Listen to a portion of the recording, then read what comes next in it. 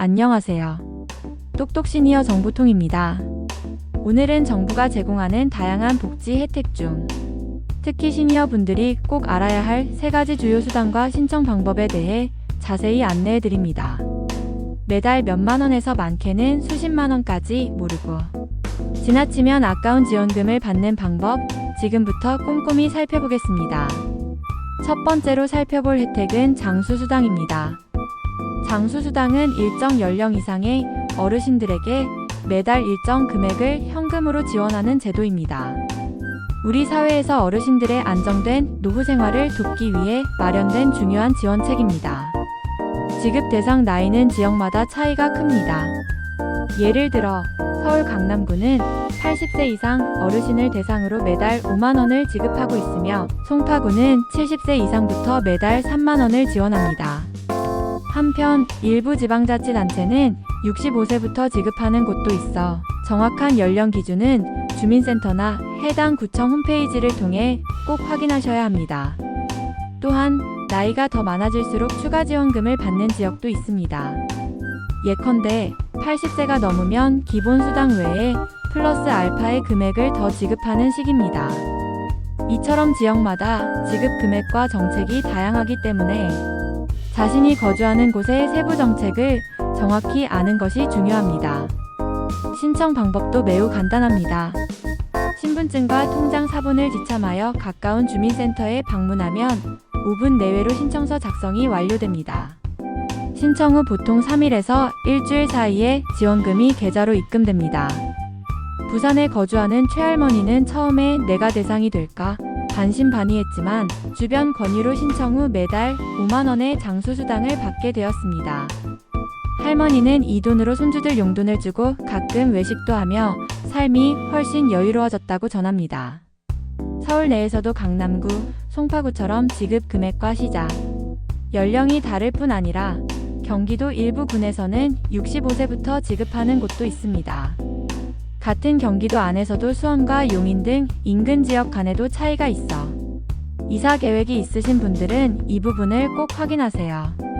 장수수당은 자동 지급이 아니기 때문에 반드시 신청해야 하며 주민등록 주소지 기준으로만 신청 가능합니다.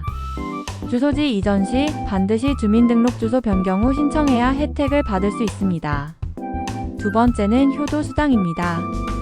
효도수당은 부모님께 드리는 지원금이지만 어르신 본인이 직접 신청하는 것이 아니라 자녀가 신청해야 하는 경우가 많습니다. 따라서 자녀분들의 관심과 적극적인 참여가 매우 중요합니다. 효도수당은 대개 소득이나 나이 기준을 충족하는 어르신의 자녀가 신청하며 신청 방법은 주민센터 방문 또는 온라인 신청 모두 가능합니다.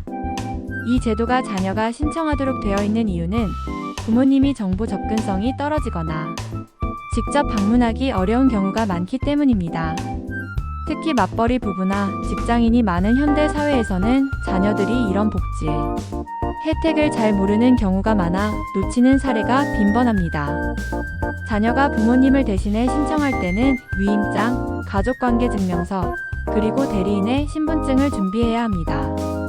주민센터 방문 시에도 5분 내외로 신청이 가능하며 온라인 신청도 점차 확대되고 있습니다.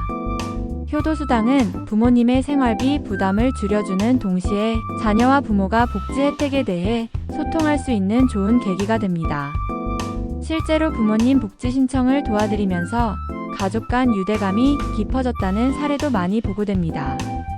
광주에 사는 김할머니는 자녀의 도움으로 효도 수당과 에너지 바우처를 함께 신청하여 생활이 크게 개선됐습니다. 여름 전기료가 절반 이상 줄어들어 에어컨도 마음 놓고 사용할 수 있게 됐다고 전해졌습니다. 60대 이상 부모님을 두신 자녀분들은 꼭 부모님께 이 정보를 알려드리고 필요하다면 직접 신청을 도와드리시길 권해드립니다. 부모님 혼자서는 몰라서 못 받는 경우가 많으니 가족의 작은 관심이 큰 도움이 될 수 있습니다. 세 번째는 에너지 바우처 제도입니다.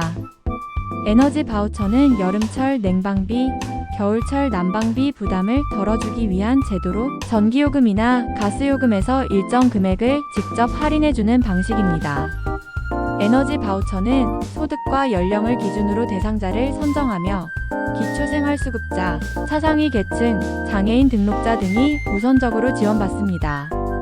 일반 저소득층도 대상에 포함됩니다. 월별로 차이가 있으나 여름철과 겨울철에는 특히 많은 지원금이 책정되어 냉난방 비용 부담을 크게 줄여줍니다. 최근 폭염과 한파가 심해진 기후 상황에서 이 제도는 큰 도움이 되고 있습니다. 에너지 바우처 역시 자동 지급이 아니므로 대상자가 직접 신청해야 합니다. 주민센터 방문은 물론 복지로 온라인 사이트에서도 신청 가능하며 신청 기간을 놓치지 않도록 주의해야 합니다. 광주에 사는 71세 김어르신은 자녀의 권유로 주민센터를 방문해 에너지 바우처 신청 후 전기요금이 크게 줄었다고 합니다. 덕분에 에어컨을 켤 때 눈치 볼 필요가 없어졌고 손님 접대도 마음껏 할 수 있게 됐다고 전했습니다. 에너지 바우처는 타 복지 수당과 달리 현금이 아닌 전기가스 요금에서 직접 할인되는 방식이므로 대상 여부 확인과 신청이 필수입니다. 신청 기간이 정해져 있으니 주민센터에 미리 전화로 문의하는 것이 좋습니다. 지금까지 장수수당, 효도수당, 에너지 바우처 3가지 주요 복지 혜택과 신청 방법에 대해 자세히 살펴봤습니다. 이 혜택들은 매년 조금씩 바뀌고 새로운 제도가 추가되므로 한 번 신청했다고 끝이 아닙니다. 1년에 한두 번은 꼭 다시 확인하시고 신규 혜택이 있다면 신청하는 것이 중요합니다. 주민센터 직원분들은 신청자가 꾸준히 방문하는 것을 반기고 친절하게 도움을 줍니다. 주변 어르신들께도 이 정보를 알려주시고 혹시 직접 방문이 어려우면 가족들이 대신 신청해드리는 것도 좋은 방법입니다. 유익하셨다면 구독과 좋아요 꼭 부탁드립니다. 감사합니다.